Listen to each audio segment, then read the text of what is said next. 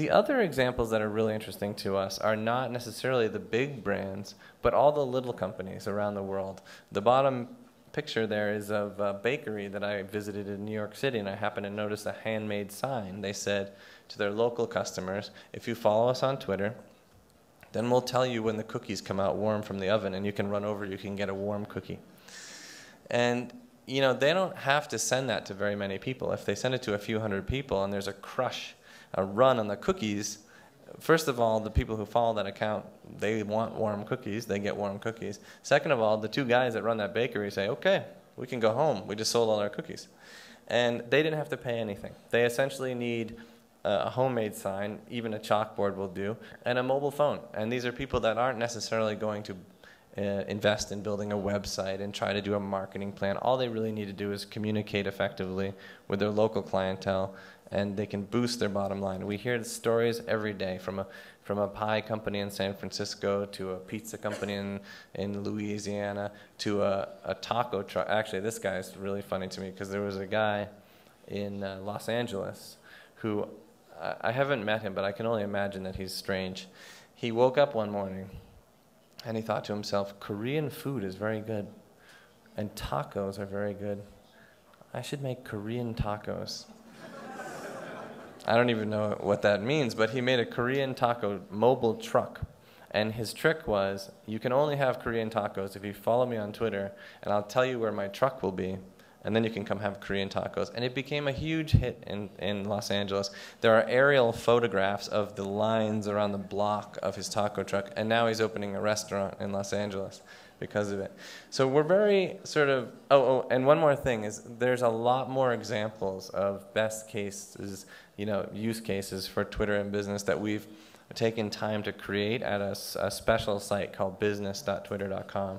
So if there's anyone here who's interested in finding out, you know, better ways of engaging with customers, some examples of best use cases and things like that, we've taken time to create a special mini site that explains that, and it comes also with a downloadable document that you can use if you have people in your company who aren't yet convinced about Twitter. We've created something that will help you convince them a little bit more. A little slideshow. So business use cases is very important for us. So going forward, this is the part where I'll talk about kind of where we're headed next, but one of the really surprising things for us was very early on, we opened up our data. We opened up our infrastructure to allow other people to develop on it. And this wasn't done in some grand way where we knew we were going to have a lot of success. It was done very simply. We actually had a contractor who wanted to send a tweet over instant message, but he didn't want, because he didn't want to pay for SMS. So he said, I'm going to write a little application that lets us tweet over AOL Instant Messenger. And we said, no, just instead of doing that, make an API, an interface, and just in case we want to do it for different things. And that was kind of the beginning of what would become a very vibrant platform and ecosystem. And today, there are tens of thousands of different applications for BlackBerries, PCs, iPhones, Macs, you name it. There's any number of applications. Some of them are already in Portuguese, Chinese. They're already translated. We didn't build them. That's what's amazing about it, is we opened up enough of the infrastructure that we don't, if you want to share a photograph on Twitter, you can, but we don't host it, and we never built it. And yet users get the value of it. So this open approach has served us very well. It's something that we're going to continue to nourish. We're going to continue to add resources to this ecosystem. And when we think about how we're going to develop a relevant business model and revenue model for Twitter, we're going to consider also all of the partners that are in our ecosystem and make sure that they are included in the revenue model and that they benefit as much as we do from this, because they are essentially our partners. And the other thing that represents very much the future of Twitter is something that's been with us from the very beginning. Twitter is unique as an internet company because it has mobile in its very DNA. We actually started out as SMS only. That's where the 140 character limit comes from. The international limit on SMS is 160 characters, but we wanted to save some room to include the person's name in front of the message. So we standardized on 140.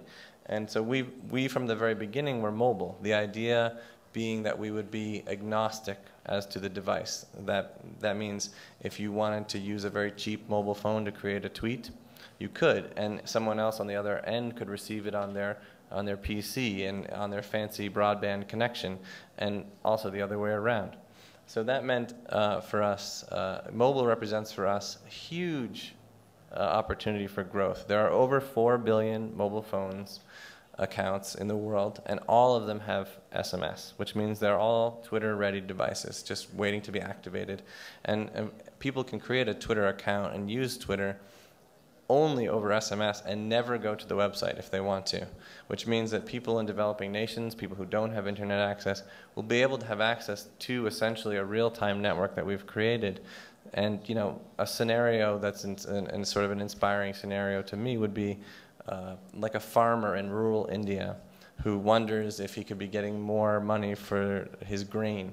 And so he asks Twitter, could I be getting more money for this?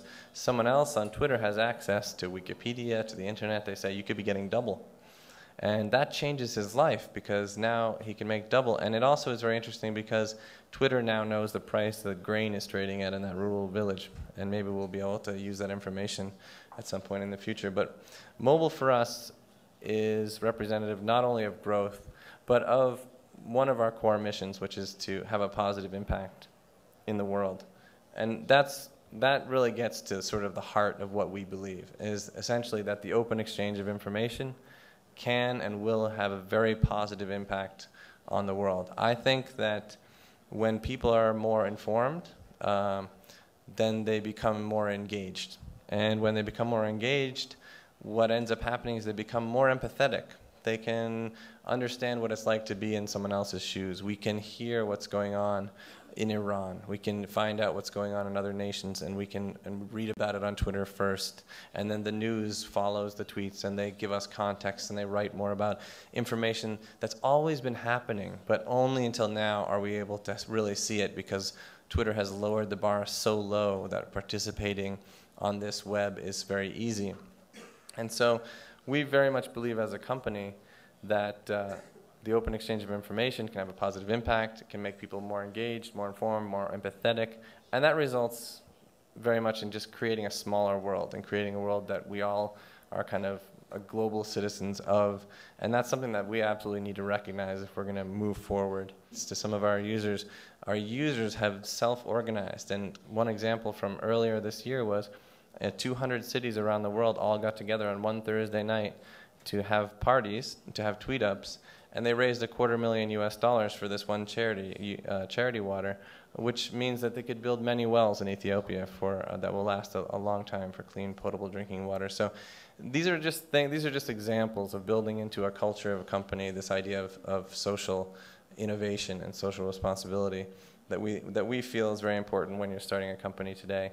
So that's what we're working on, and that's pretty much all I got. I'm excited to talk to Sergio and everyone else about questions. Thank you.